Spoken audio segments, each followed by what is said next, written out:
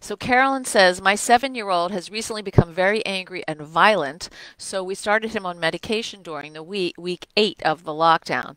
He was diagnosed last summer, but he wasn't violent at all or very angry before the lockdown. Do you have tips on how to deal with someone with serious anger triggered over anything, violent outbursts, and utter defiance in the heat of a moment?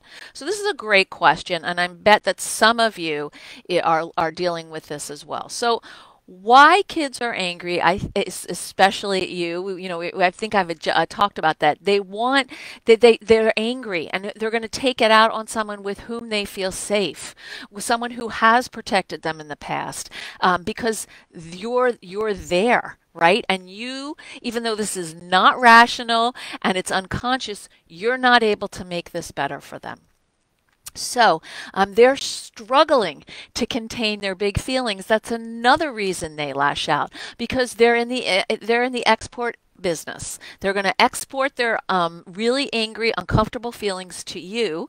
And oftentimes what happens is parents import those feelings, get set off themselves, and then we're in that firestorm I was talking about. But they're also exporting those feelings to you because they can't contain them.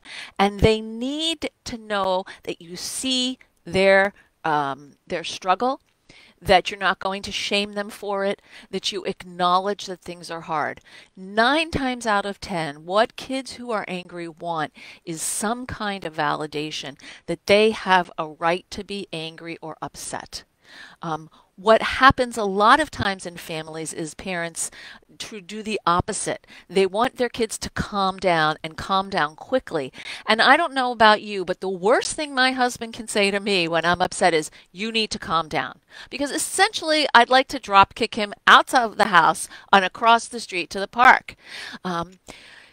What would be more helpful for me in those moments, which I've told him and he's actually learned really well, is to be able to say, I can see that you're really angry. What would help you dial it down right now? And that way, or I can understand why this set you off. We want to convey that kind of empathy first, okay?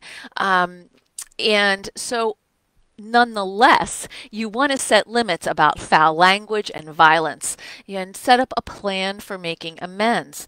So, for example, I work with a family. There are 3 boys, 2 of whom have ADHD, and these parents basically said, your phone is an earned privilege.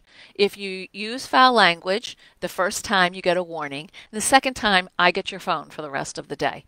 That's it. And they followed through on that. Was there pushback initially? You bet. They, with a lot of help and support from me, texting and phone calls, I'm like, what should I do? He's screaming at me. I'm like, keep your steadiness, okay? So we want to keep steady. The other thing that we want to do is we want to help kids understand that they have other options when they're angry. They don't know what to do.